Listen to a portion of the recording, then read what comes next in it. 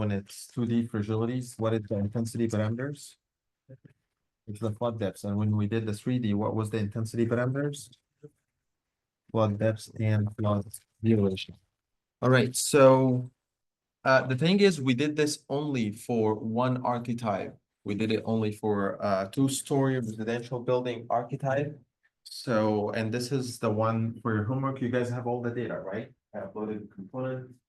And also you have the videos. All what you have to do, you go through the videos line by line, try to write them. There's some lines that you can escape, but there's some that are very important and cannot escape. Try to go through them one by one and write them and run them. Okay, so that you can, at the end, you can get the fragilities. So at this point, I'm gonna assume that we have done this for all the archetypes that we have, like for archetype 1, 2, 3, up to the 15. And the thing is, the final output that we had, if you guys from last time, if you remember, the final output was the curve. And to draw the curve, you need to have points on these curves. And if you guys remember, the fragility is something like this.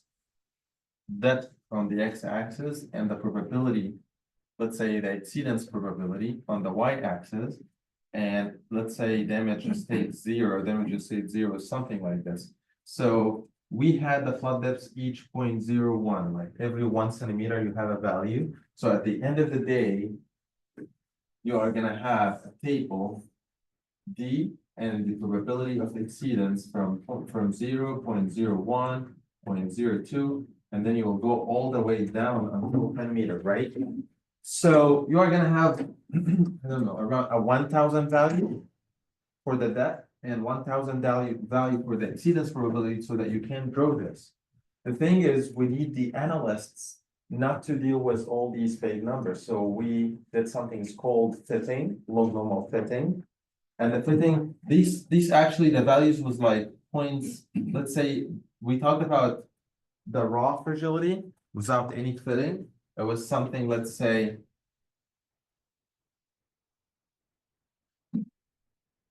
was something like this. That was this 1,000 number.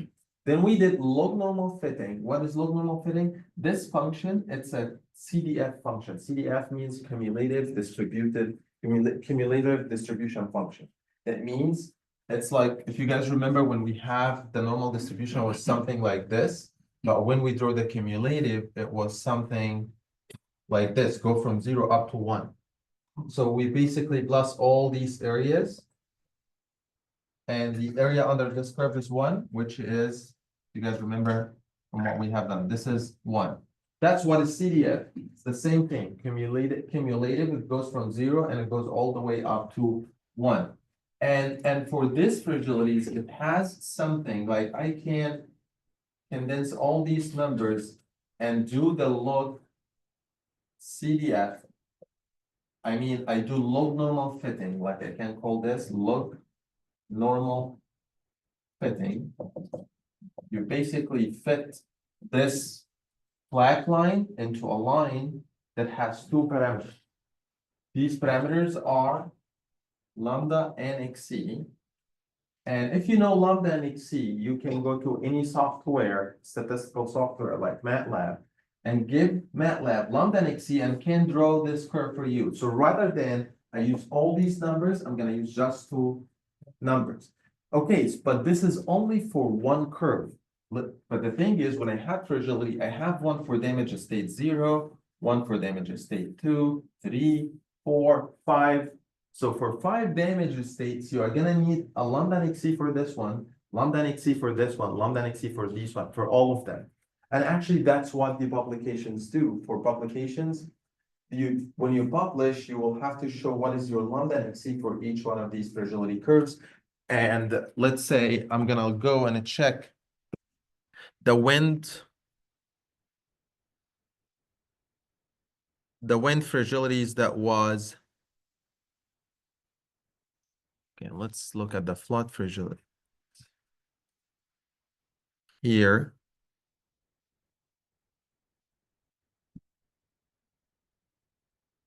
Yeah, here, see? So that's actually the final results from the 15 building archetypes, I did like all the work that I have done over the last 2 lectures was just to getting one of these lines. One of these lines, just to get the fertility parameters, and I have to repeat them all the same for the 15. But at the end, I have the lambda and exceed, the log normal CDF for damage state 0, damage state 1, 2, 3, and 4. So I can use these numbers to generate these curves. I don't have to have these numbers again. However, these numbers are the one that more accurate, the raw one, because that's the actual one that we got. However, for the analysis purposes, it's better to use something that is that has a parameters like lambda and exceed. All right, I'm gonna teach you today how from just 2 numbers to generate these curves. So we're gonna see how we can do the reverse function. Like rather than going through the whole process to get these functions, I'm gonna show you how can I use these numbers, use these 2 numbers to develop a curve. That's the my mission number 1 for today. But I want you to look at this. I have in damage state 0, I have only archetype F1 and F3 that has numbers, and the other archetype doesn't have. That's because archetype 1 and 3 are special archetypes. So, and that's actually only special for this case. Like, I mean, like for wind archetypes, they might be different. So I'm gonna tell you why the other ones doesn't have one. So the way when I develop these fragilities, I have archetypes that was on a crowdless space foundation. I mean, like they were elevated from the ground, and another one that was on a slab on grade foundation. All these archetypes, F1 and F4, 5, up to F15, they were all on a slab on grade foundation, except archetype 1 and archetype 3, they were on a crowdless space foundation. Archetype 1 is 1-story building on a crowdless space foundation, and F3 is a 2-story building on a crowdless space foundation. Do you guys know what is crowdless space foundation is? It is like when it's not slab on grade, like the slab is not on the ground. The thing is, the crowdless space foundation, you have to have a wood posts or vials or something, and the foundation is elevated from the ground, and there is a crowdless space under the foundation. People sometimes use it to put the mechanical systems for the AC. They use it for storage, whatever they can put there. Okay. So how crowdless space foundation made these 2 archetypes like unique to have damage state 0. The thing is, when you have a crowdless space foundation, I assume that I have dots in this crowdless space foundation. I have some components there. So, and these components are below the vertical elevation, so they are damageable components. So since I have damageable components below the vertical elevation, I put them in a damage state 0, which is called insignificant damage. But the other archetypes doesn't have components below the vertical elevation because they started from the ground. So basically, the vertical elevation is almost or close to the ground elevation. So they start right away from slide damage, which is damage to state 1. Did you guys get that? So I'm just like showing you why some archetypes have, if you have elevated building, like do you guys see the buildings on the coast? They usually elevated by 1 story. There's like piles, and then they start, the vertical story is like at 10 feet high. So for this archetype, I would assume they will have damage to state 0. Why? Because there's at least 1 room downstairs that they can put some components and might get damaged. So that's one way to think about it. Anyway. So we have 2 special archetypes that have damage to state 0. However, in some applications, I might neglect this damage state. Why? Because the amount of components below the vertical elevation is like, I don't know, 2% of the building replacement value. Like let's say a building is a $1 million. So 2% is like how much? That's like 20,000. So maybe you overlook these components if it's gonna complicate your analysis. And that's based on my assumption. Some people, they don't put anything below the vertical elevation. They put their attic, they put like the system, the furnace, the AC in their attic, and they use completely different system. Yeah, so that's something that I thought that you might need to know.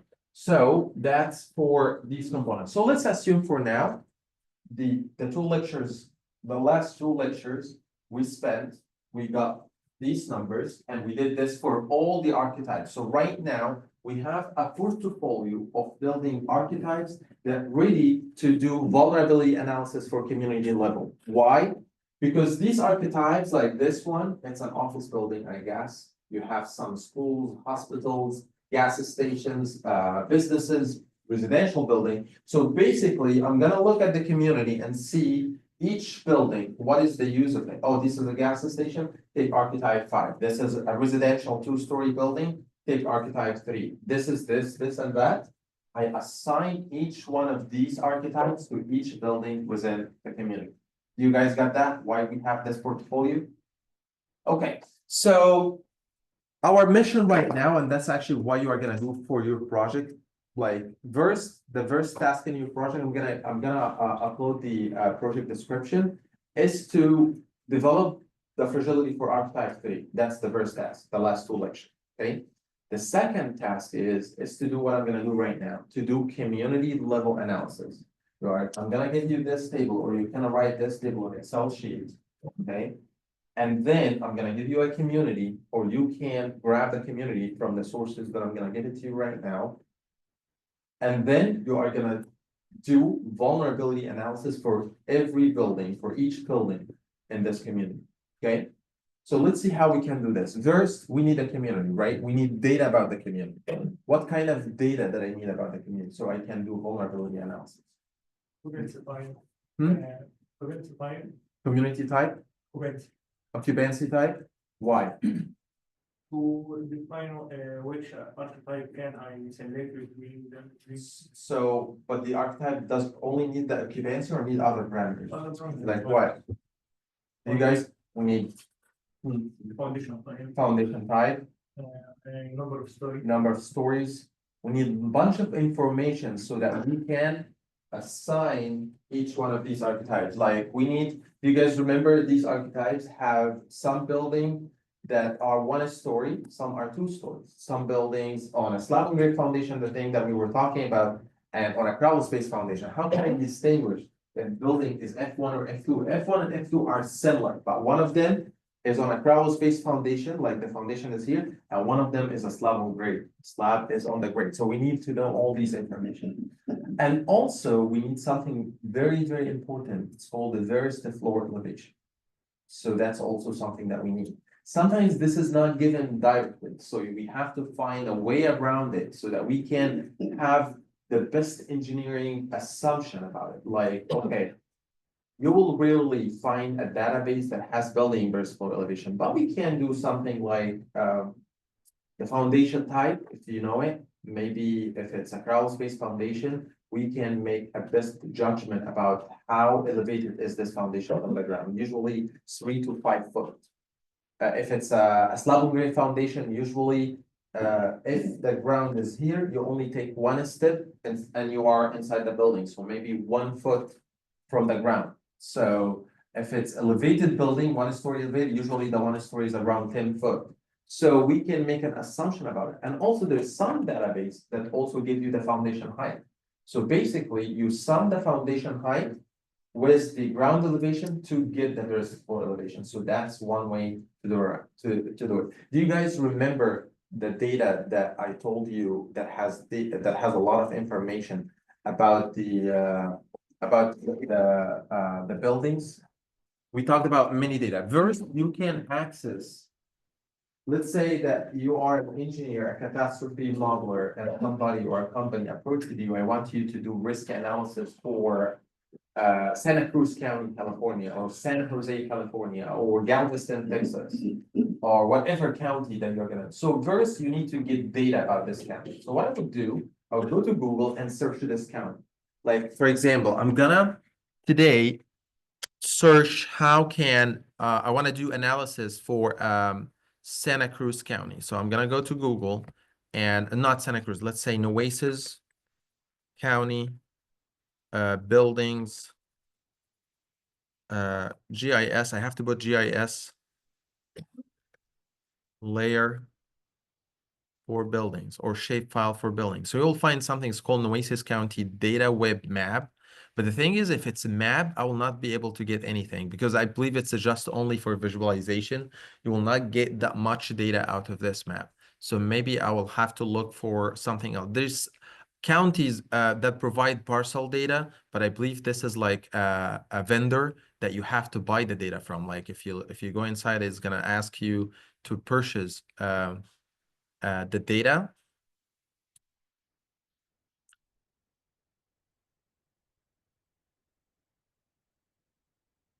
Yeah, here you see. It says that you have to pay, it's gonna be plus $100. Some of them are $500. So yeah, so you might, the thing is we're not gonna buy the data, absolutely. But I mean like there are sources that they sell the data. And by the way, back in the days when I cannot find buildings data, so what I would do, there is something called the Microsoft Buildings footprint.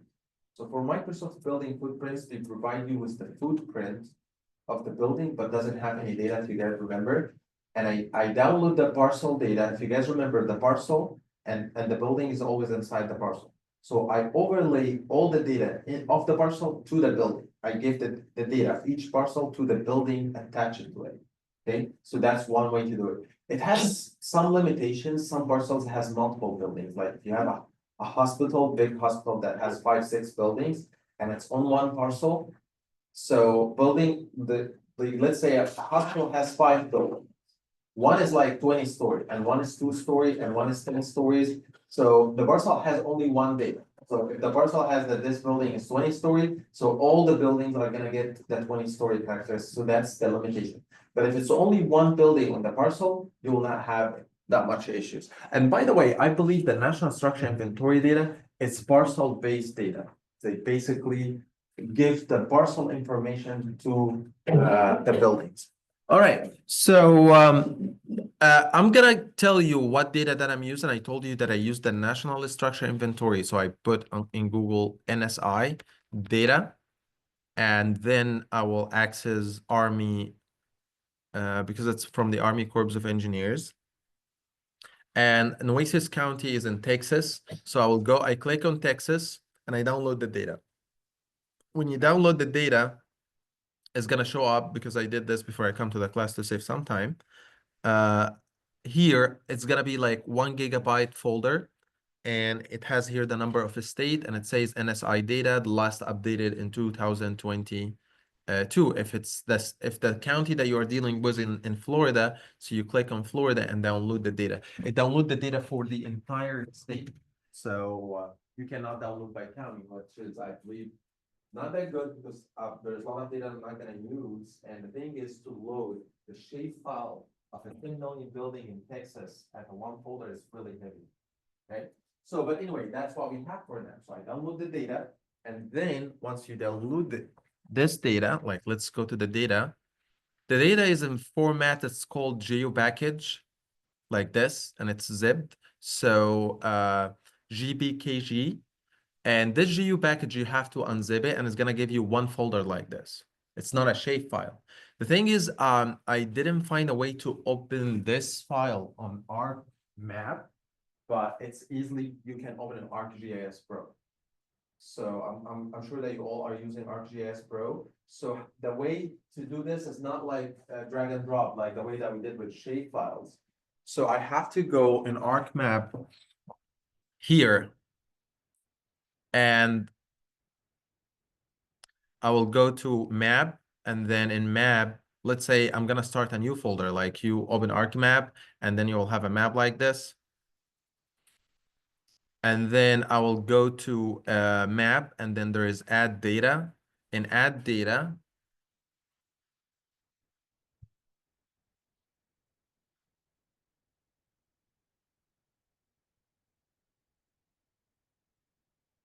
I'm gonna go where I download this folder. So here it's called the NSI Geo package. When I double click on this folder, it's gonna show a folder inside. The thing is, if you double click on the folder on the desktop, it's not gonna open. So you have to double click on it in the GIS or in the ArcMap opener, and then when you click, it's gonna say main NSI. So when you click in main NSI and hit OK, so it's gonna show you this point. Slow, look at this. Let's zoom out on Texas. And then it's gonna show you, it's gonna load the buildings. It's gonna take some time. I'm not gonna let it take all our time, but it's gonna start loading all the building little by little. I'm not sure, maybe it's gonna take 15 minutes or something until it loads all the buildings. But the thing is, I don't want all the buildings of Texas. I'm not gonna do analysis study for the entire Texas. So what should I do so that I can save my time? Maybe I turn off this layer, the layer that has the buildings, and then I try to find a shapefile that give me the boundary of the city that I'm dealing with. I'm dealing with, I don't know, Galveston City. So I try to find online a polygon that shows me the boundary of Galveston City. If right now we are trying to deal with Nueces County, so I'm gonna try to find a shapefile for Nueces County. So you can either do it online, and actually there's still taking time to load, but yeah. Here, like this is, I'm gonna give you a folder or a shapefile that has all the US counties as a polygons. So let's say, gonna open this one, not Nueces County. It's called US counties.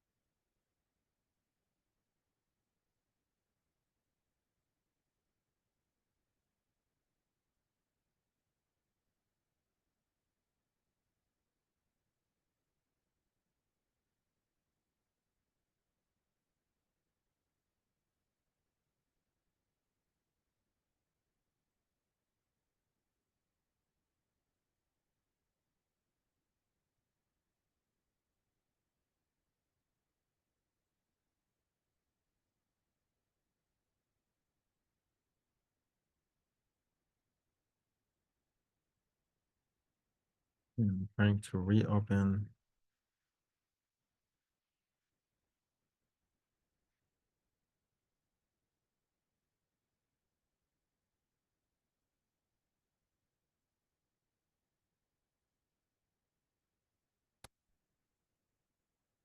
Mhm.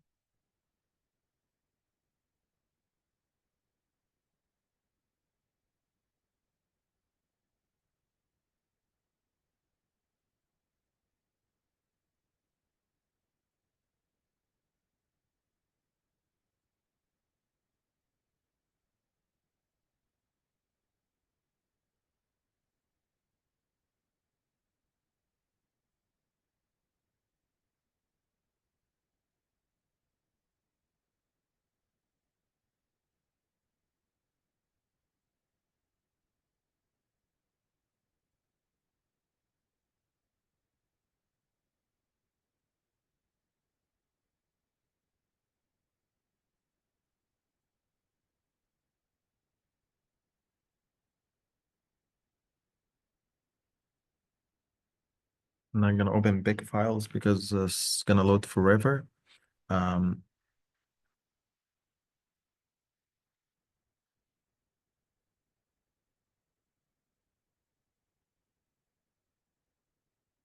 So the next step is to download the data of the county that we are interested in. And for example, I have the shape file of the boundary of Nueces County. So I have like a polygon, and I'm gonna drag and drop, or you can load the data in whatever way that you like. And I'm gonna put it here.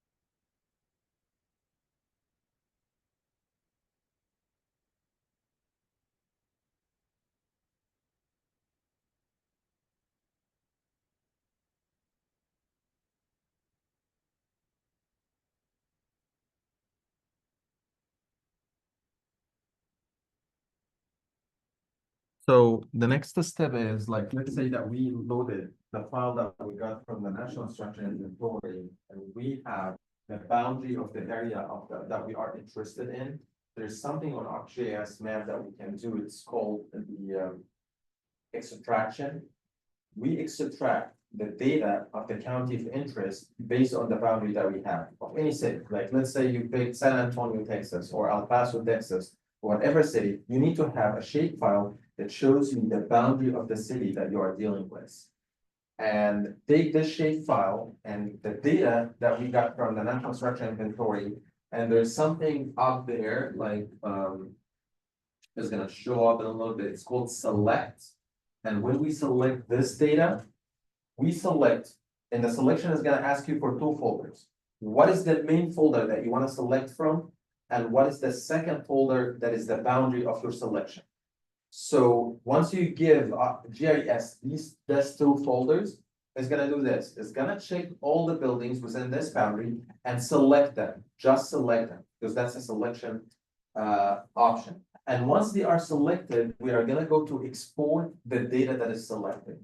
And now we are gonna have only the data of the buildings inside this area. So I'm gonna come here. This is the boundary of the Nueces County.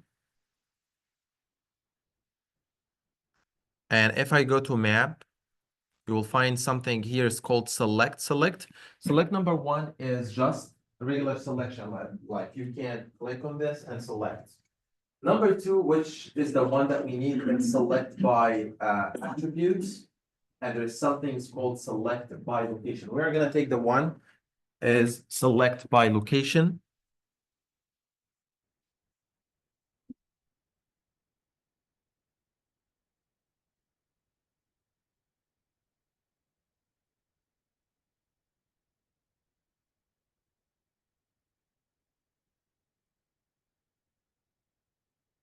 Taking too much time.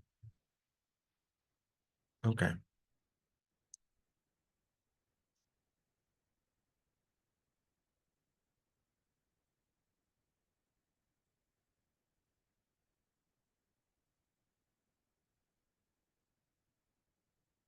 Okay, so number one is asking you for the input features, and then ask you about how you are gonna select. I wanna select the relationship is intersect, and the selecting features is this. So in the first one, the input features, we put all the data that we got from the National Structure Inventory. All the buildings, like once you open, do you guys remember the file that called main NSI that was there? So we're gonna put this folder. It has like 10 million buildings. We only need the buildings that are in this zone. So I'm gonna give him the input, and then I'm asking, select the data that intersect with the selecting feature, which is this shapefile. So you give it two shapefiles, and then you hit apply. I'm not gonna load the file again because it's gonna take a lot of time to load, and this process might take some time because it's navigating the whole millions of buildings and see who's intersecting with this. It's like an if statement. If it's inside or outside, inside or outside. So give it 0 and 1 and it check them one by one. So, and once it's done, it's gonna select the building inside here. Once they are selected, you export them out, and then and only you are gonna have a shape file for the building within this area. And this shape file, I have it already done, and it's gonna be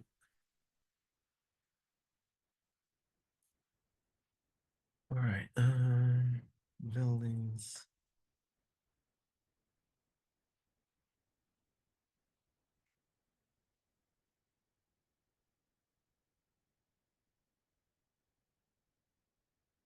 When I selected and I extracted these buildings, that the file that this is the file that I got. It was something like this.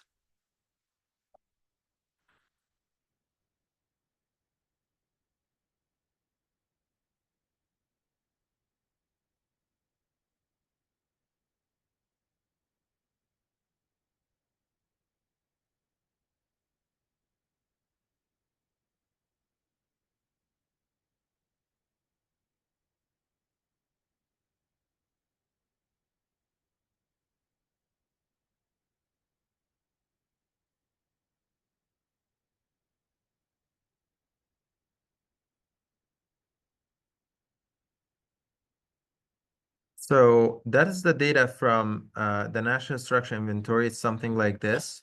It has the occupancy, it has everything. Everything's loaded here. And also for the flood depth, let's ignore this one for now. The thing is, it's gonna have the data. The last column is the ground elevation. There's no flood depth. Doesn't give you a flood depth. That's something that I did after, like post-processing with a hazard map. All right. Okay. So we have all this data. So the thing is, it doesn't tell me right away what is the building archetype. So first, I want to create a folder that has building archetype. There's not a folder, a field that has the building archetype. So I'm gonna give you something that's called a mapping algorithm. This mapping algorithm, it's a MATLAB code. It's gonna read this shapefile of the buildings. It's gonna read all these buildings and gonna extract some data from here. Like it's gonna extract the building, as we said, the building type, commercial, residential, whatever, the foundation type, and the number of stories. It's gonna get these three fields and gonna make if statement. So if this building residential, is it on crawl space foundation? Is it 2-story? Assign archetype 3. Is this building commercial? What is the size of this building? There is some functions that is run inside this mapping algorithm to know how these buildings are matching the 15 building archetype. So let me show you how this could look like. I'm gonna go through it very quick. And since you are gonna use it, I'm gonna give it to you. You're not gonna write it. So yeah, it's called building mapping. So for the building mapping, it reads the shape file of the community of interest. Like right now I have Santa Cruz. Maybe you change it to Nueces County buildings, whatever the name of the shape file, and make sure that this mapping algorithm is in the same folder with the shape file. The MATLAB code and the shape file, they need to be together. And from the shape file, I'm extracting this data. You see what data did I extract? Can you guys recognize any of the data here?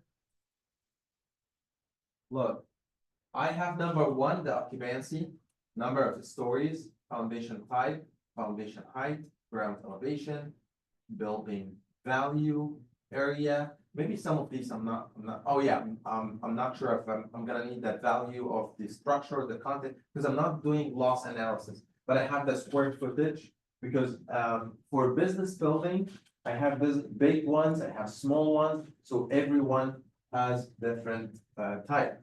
And then I'm doing mapping for flood and wind archetypes and map what these building match each one of the wind and the flood archetypes, okay? All right, so, and then I made for loop here.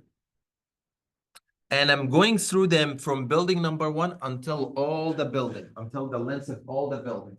And I'm checking what is the occupancy type.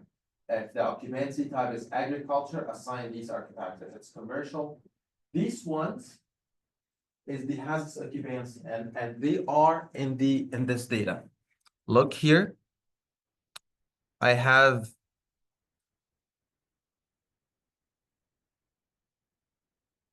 this one's the occupancy type in the shape file. Commercial one, commercial two. If you go on Google and search hazardous building occupancy, hazardous has 33 different occupancies. Every one of these has description. If you open the hazardous documentation for these archetypes, it's going to describe you what is each one of these. What is commercial one? What is residential one is? What is commercial for? It's going to tell you, oh, this is a heavy industrial building. This is a light industrial building. So they have description for each one. And based on each description, I try to find out what these archetypes match in my archetypes. So that's what I try to do here in this MATLAB code. So, like if you see, I try to match number one, the occupancy, and I start assigning the archetypes, either wind or either the flood archetypes. Then I did this for all the 33 different occupancies. There is some the thing is, look at this. We have 33 building archetypes or building occupancies, but I only have 15. So definitely, maybe industrial one, like they have different types of industrial building, and I only have 2. So I have to find out which one of the 10 industrial buildings match my 2. So maybe 5 of them match 1 and 5 of them match 2. So find that some like industrial 2, 3, and 4, 5, and 6, they are all gonna be one archetype. Okay. All right, so, and I did this. So this is just a simple code. It's all if statements. And then I start to matching, I believe, the foundation and the number of stories and all of that. And once I matched all of them, so it's just one for loop to do the process for every building and some conditions, if statements. And after I said like, if this and this and that, match this, assign this. That's what is the if statements doing. And at the end, once I did this and I did all the matching, I need to write a new shapefile that has the new archetype. And that's what I did here. That's what this function is doing. The map, like the new shapefile, I'm gonna map point to the archetype to the shapefile S because I define the shapefile here at the top.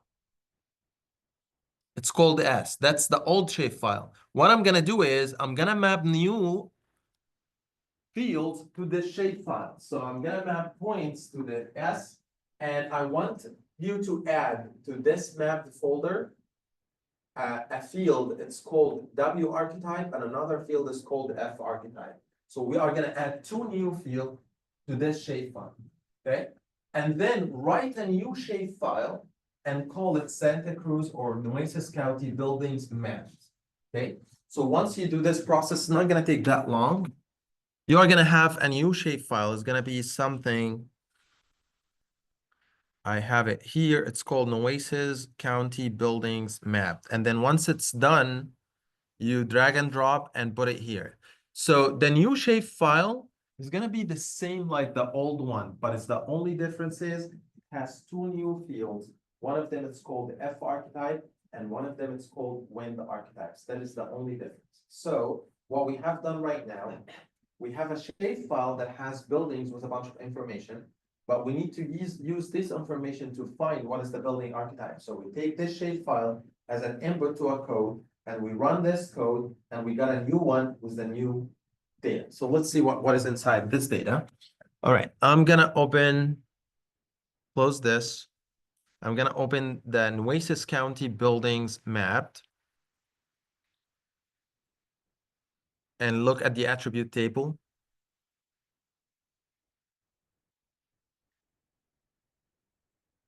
And I'll go all the way to the end.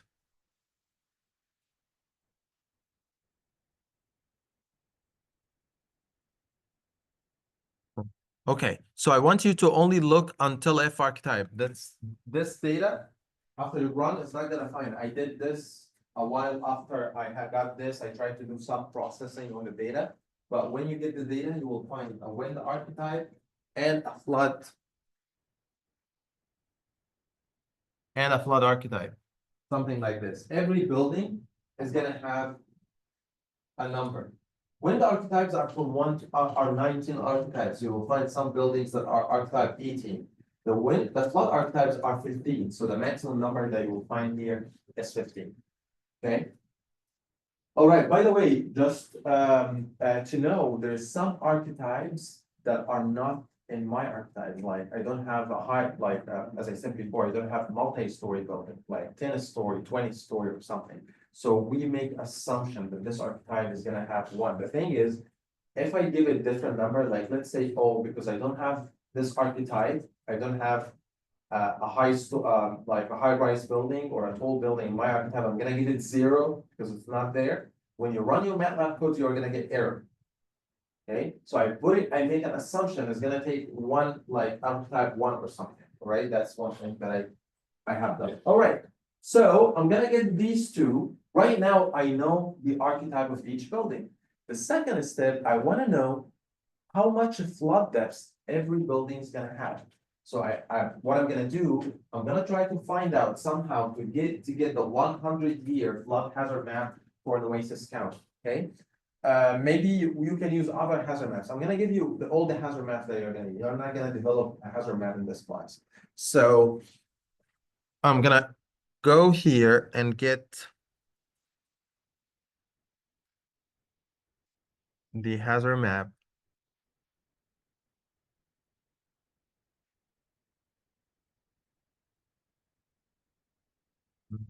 Okay, I'm gonna actually add data.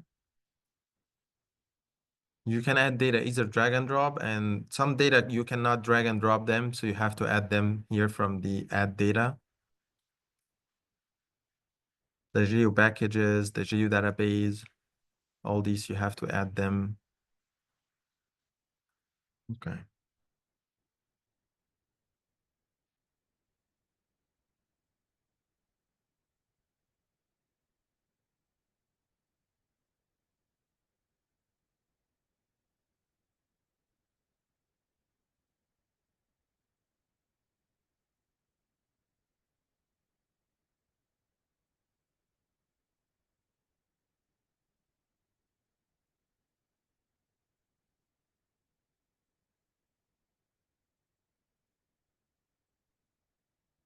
Okay, so this is a geodatabase file, has some 100-year and 50-year events for Nueces County and Santa Cruz County. This data actually was downloaded from a website. It's called Climber. Climber provide data, hazard map data you might use it in the future if you want. So what I'm gonna do, I'm gonna use one of the 100-year event that they have for 100-year event. So they have something that's called historical data and mid-century data. So the historical is like the regular 100-year event, a 100-year event that can happen any year from now until 100 years. They have something that's called the mid-century. That means what is the probability of a 100-year event to happen by 2050? Okay, so they have the data in a different way. But anyway, I'm gonna give you the hazard map, but let's say I'm gonna pick this one and I'm gonna say okay. And this hazard map is gonna load here. So I'm showing right now all the process to do damage and vulnerability analysis from the basics, how to develop the fragility, where it came from, and then how to download the data, buildings data, how to get the hazard data, and then how to get them both together, and then how to subtract the flood depths. We did this before. Do you guys remember when we have a wind speed and we have buildings and we extracted the wind speed of each building? This is the same thing. Extracting the flood depth at each building. So what I did, I loaded the hazard map. As you can see, the hazard map starts from 0 up to 15 foot. This is input. So I'm gonna take this hazard map and I have my buildings points. Do you guys remember how can I get the flood depth at each point? What did I do? extract multi-value to point or extract value to point, and I get the value of the flood depth at each point. But make sure our fragilities are in meter and the flood here is in foot. So I have to convert from foot to meter. Okay. All right. So, and I can see here actually the hazard map, it's black and white. Let's actually unload all these points so that we can see. It's gonna take some time. All right. I can actually change the color if it's gonna make it more comfortable to you. I'm gonna make it blue. And in this blue color, it makes actually the darker blue is the bigger, like the lighter blue is the high number. So I'm gonna mirror this color. Gonna click here. I'm gonna click on this mirror so it makes the darker blue the higher depth. So right now, the darker blue is the lower depths. So what I'm trying to do right now is to swap them. So it can make sense. All right, so right now the darker blue is the higher depth. And this is actually how the coastal flood, the 100-year coastal flood hazard map for Nueces County look like.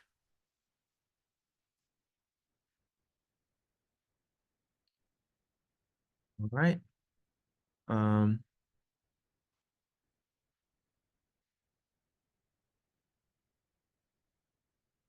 then if I want to zoom in just to have idea how it looks like, this is how the hazard map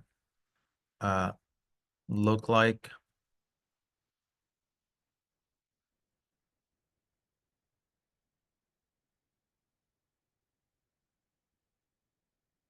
Sounds like I'm gonna need next lecture to continue on this so that we don't have a separation, and then maybe on Tuesday next week, we can write these codes together, like in the class, right? Okay, so next step is until this map loads, I'm gonna use the extraction tool to get the flood depths. And by the way, I'm gonna get the flood depths in foot, as I told you. And the thing is, I want to make sure I'm a mid-century because there's some depths are historical. So right now want to find out what is the flood depths to a 100-year event to happen until 250. 250 is the mid-century of the 20 in the century that are we in the 21st century, right? So in the 21st century, so that's the event. But if it's a historical, that means until 2100. So that's the difference. Okay. All right, whatever, like mid-century, we have a hazard map and we need to get the flood depths and we need to find the damage, either 100-year or 200-year event. So it doesn't matter. Okay, so I have this hazard map and these are the building points that I have if you want to see how they look like on this map. So we'll find some building actually are in the flood zone and some building might not be flooded, like maybe here. And this is going to show up in the mainland because this Nueces County is a little bit special, has an island and it has a mainland and there's a bridge between them. And the mainland is a little bit protected by the island. Like the island is the one that gets flooded and take most of the flood, and the flood doesn't make it to the mainland. It makes it through the tributaries or the rivers that they have around the rivers, but other than that, they don't get that much flood. All right, so next step, I'm gonna go like search for how can I extract data. So I'm gonna write here, extract.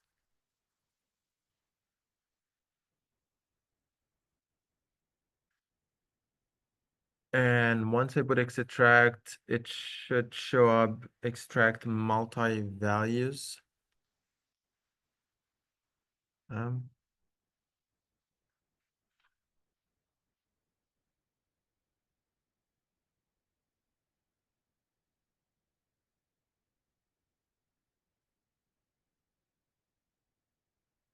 Here, extract multi-values to points.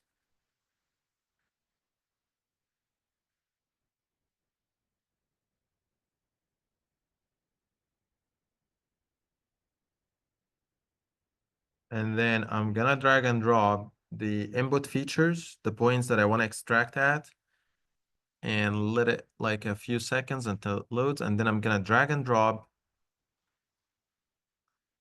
I don't have actually to drag and drop. Maybe you drop down here and collect the hazard map. And once it's loaded, you can name actually the folder here, but make sure when you name the field, you name it different names from the names that I have here. So I have here, let's say, I'm gonna say depth foot 1, because I already have something else, and then I'm gonna run.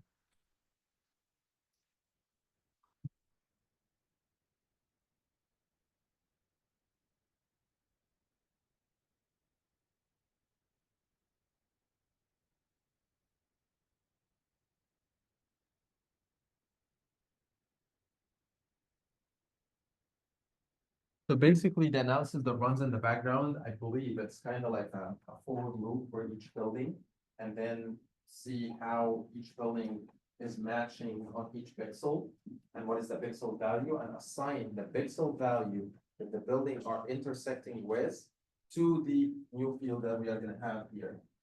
So and here's it shows you how many percentages.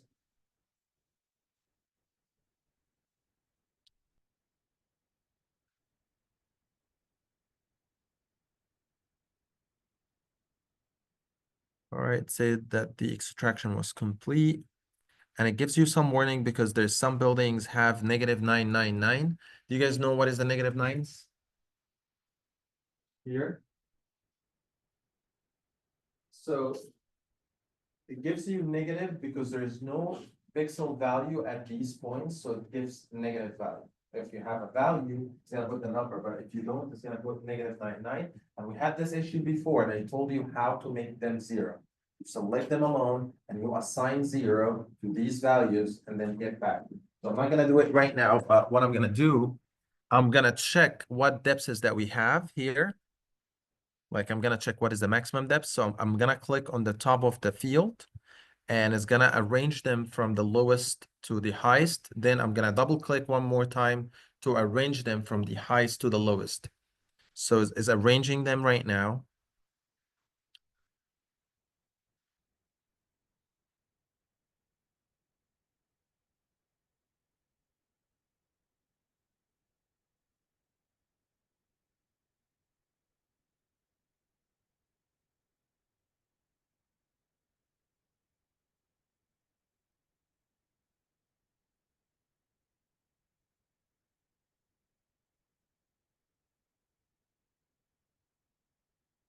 Actually, arrange them from the highest to the lowest. Okay, so it sounds like, look at this. I have here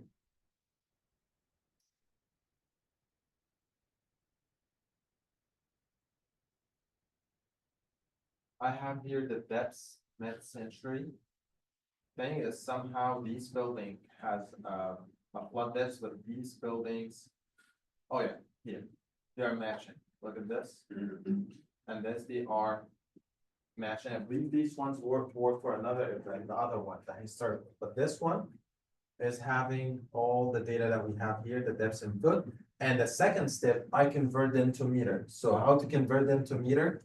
It's an easy step. We have done it before. Create a new field and name it, rather than depth code, name it depth meter.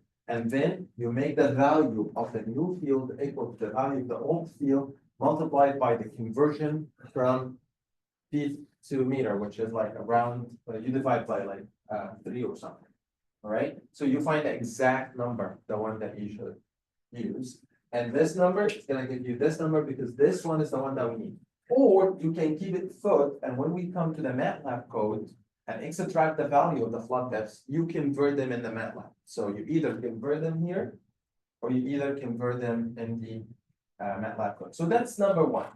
We got the flood depths, all right? But the thing is, can is the first floor elevation, but for the first floor elevation, maybe you can do some stuff here, like you can find, if you wanna find the flood depths measured from the ground, that's it.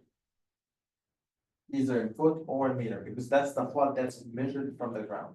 If you wanna find the flood depths measured from the FFE, we can do this analysis here, because we already have the ground elevations here. This is the ground elevations. And we have the foundation height. We have the foundation height and we have the ground elevation. We can say, let me show you what is the foundation height that we have here. So if we go all the way back.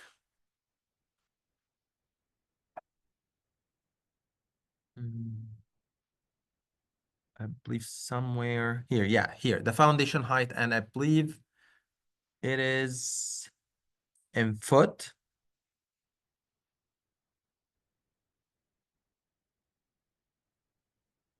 And if we are not sure about it, we can go to the National Structure Inventory documentation.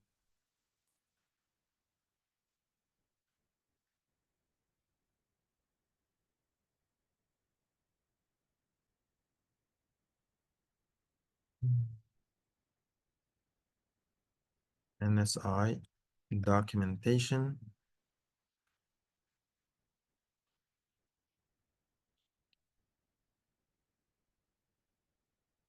And then let's go to the field that has the foundation height.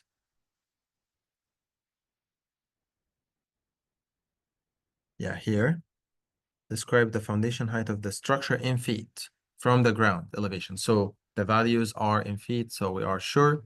So the thing is, I can convert, or I can keep it, and I use the ground elevation in foot, this value, and I plus them together. So you have the vertical floor elevation measured from the ground.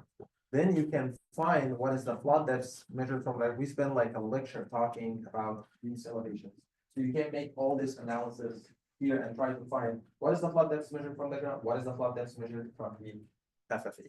All right, so we have all this here. Next step is, how can I take this file? This file is ready. This file has all the building archetypes. This file has the flood depth. All what I want to do is I want to merge this archetype with my fragilities and say for each building, like building number 1, you have the flood depths and you have the archetype. Since you have the archetype, take the fragility that match the archetype and go in the flood depth here and tell me what is the exceedance probability of each one of these archetypes.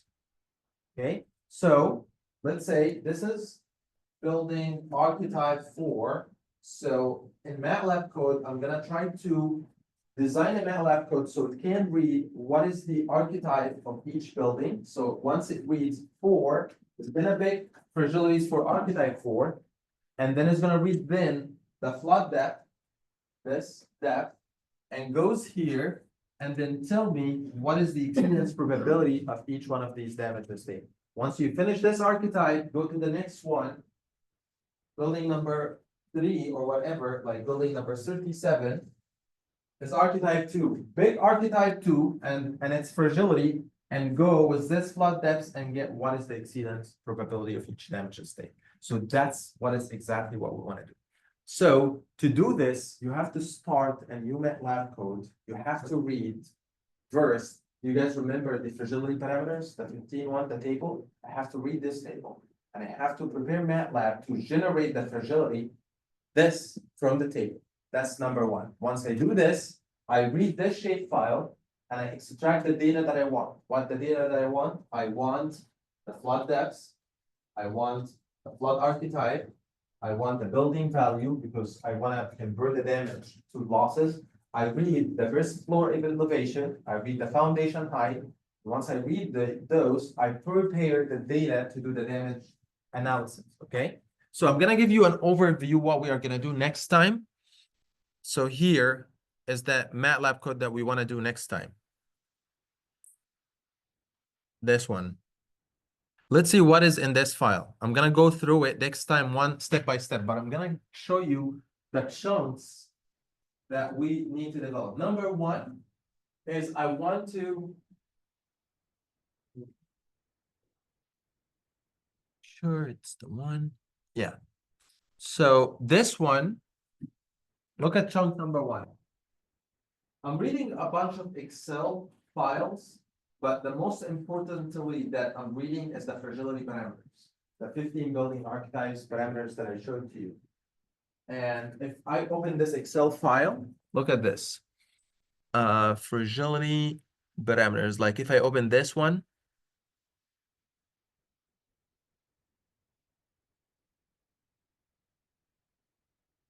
it's gonna take some time. And the second one has the cost ratios. If you guys remember, we have at some point to convert the damage into losses. So basically, I give the software, yeah, here it opens. Can you see? This is the parameters that I have, like this is for damage state 0. So we only have archetype 1 and 3. And this is for each one of the archetypes. So we read this parameters. I'm gonna close this file. And then I have, I'm gonna tell you what is the other ones, but I'm reading some Excel sheets that can convert the damage to money. And then from this Excel sheet, I'm arranging them into matrices so that MATLAB can read them easily for each archetype. I'm gonna tell you exactly what is the archetype replacement cost.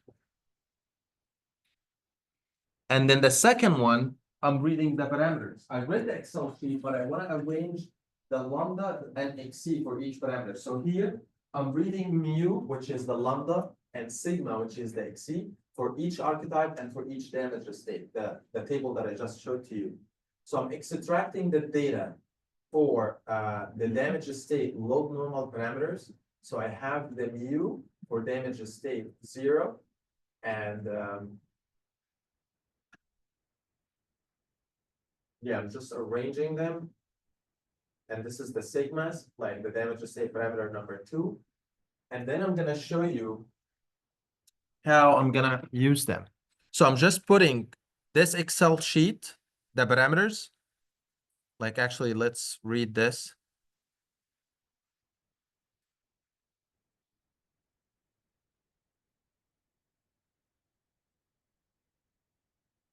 So I'm reading the Excel sheets.